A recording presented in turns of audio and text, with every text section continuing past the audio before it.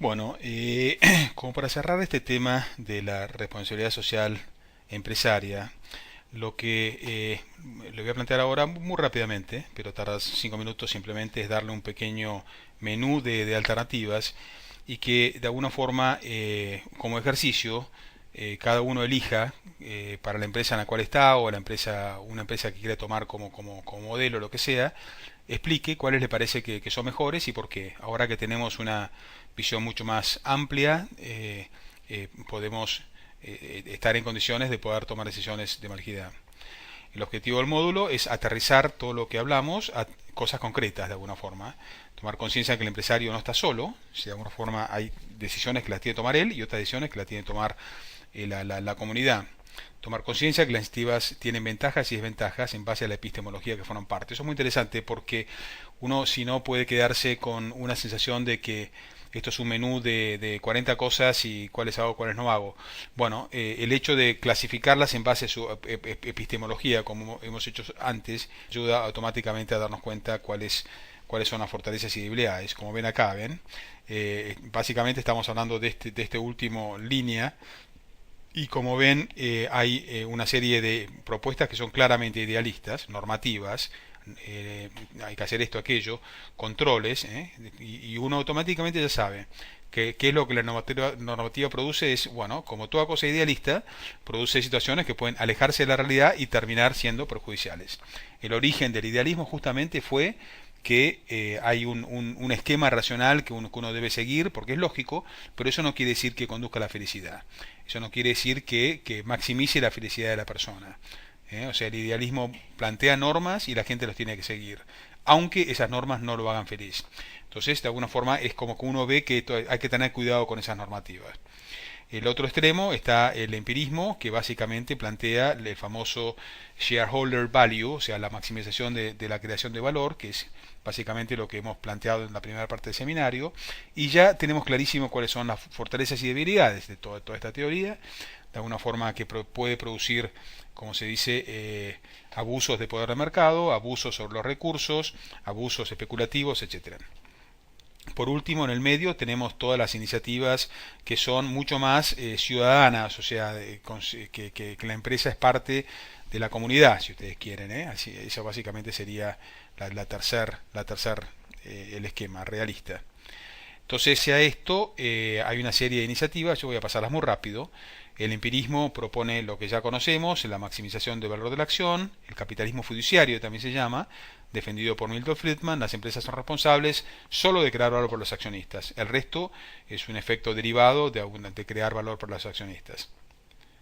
El idealismo, como les comenté recién, propone ideas normativas, controles, y ya sabemos que los controles pueden primero ser bypaseados, y además pueden producir efectos contraproducentes. En Estados Unidos, el famoso Sarbanes-Oxley tiene una pésima reputación porque si bien es cierto que tal vez hace más difícil que haya grandes escándalos, como en el caso de Enron o en el caso de Price, pero al mismo tiempo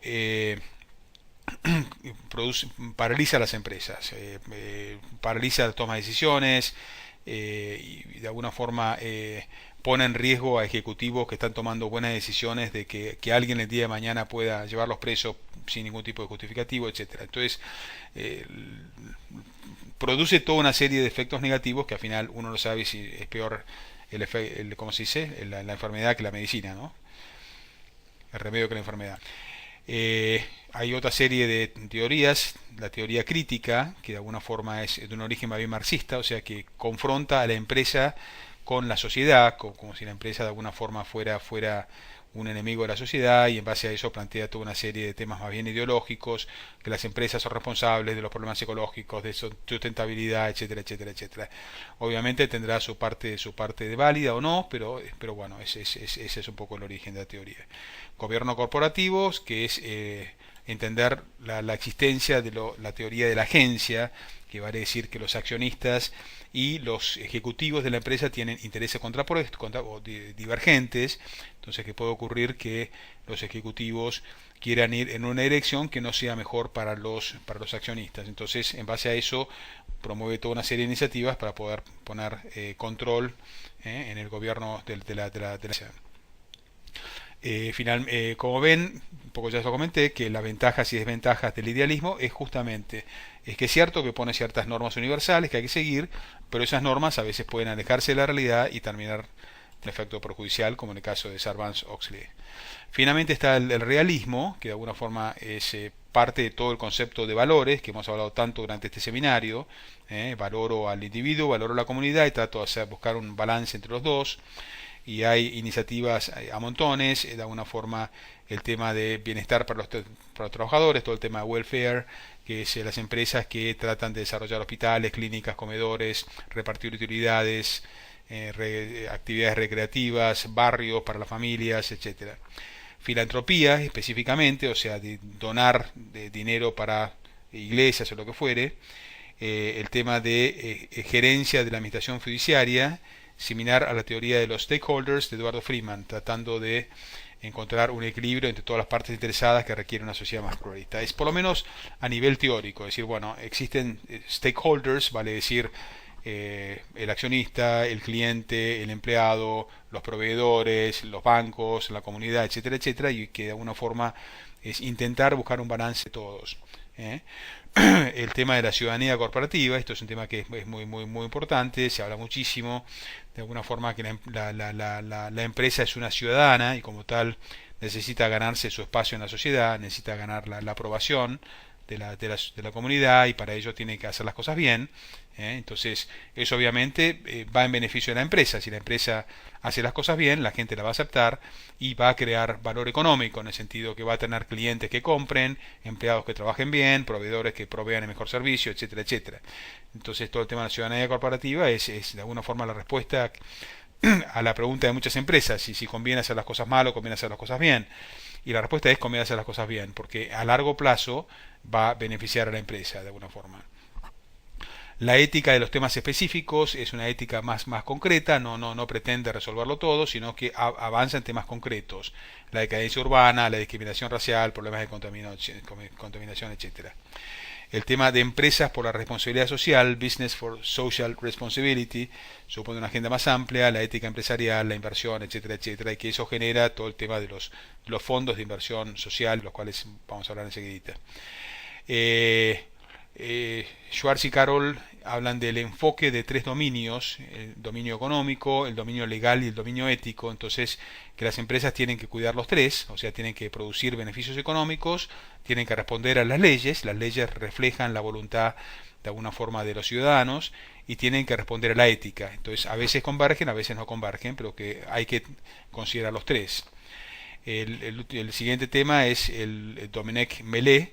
Explica la teoría de desempeño social de las empresas, muy similar a lo que vimos recién cuando hablamos de la ciudadanía corporativa. O sea que internamente la empresa tiene que tener toda una serie de procesos orientados a satisfacer a la comunidad, porque eso evidentemente es lo mejor para la comunidad.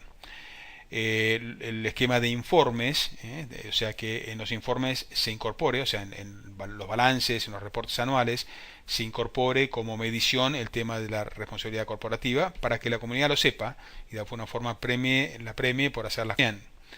El tema de las inversiones sociales o responsables, socialmente responsables, eso es muy interesante, está lleno de fondos de inversión verdes, ecológicos, sociales, etcétera, etcétera. Sin embargo, es interesante que la participación de mercado que tiene es del 1%, prácticamente, o sea, el 99% de la gente no invierte en estos fondos de inversión. Responsabilidad basada en el consumidor, o sea, el consumidor juega un rol muy importante. Esto también es un tema que es muy grueso. O sea, el consumidor toma decisiones que no necesariamente benefician a la empresa ética. Por ahí le compran a la empresa más económica y esa empresa más económica o más barata en sus precios, tal vez es una empresa que abusa de sus empleados o abusa de los recursos o derrocha recursos, etcétera. Bueno, su tarea para este último ejercicio de cierre es analice alguna empresa que conozca, qué iniciativas de responsabilidad social empresarial tiene. Si no conoce ninguna, directamente tome una empresa cualquiera de Internet y que tenga propuestas éticas concretas y analizará. Cuestione si en su opinión las iniciativas éticas son suficientes, proponga otras iniciativas con razonabilidad, con sentido común, que otras iniciativas puede tener y por qué. Desarrolle su paper, vaya a la website, al link de responsabilidad social empresaria, cree un nuevo tema de discusión, agregue su trabajo y responda al menos a los trabajos de otros dos de sus compañeros. Muchas gracias. Ojalá que les haya gustado este seminario y que les pueda ser de utilidad. Suerte con su investigación.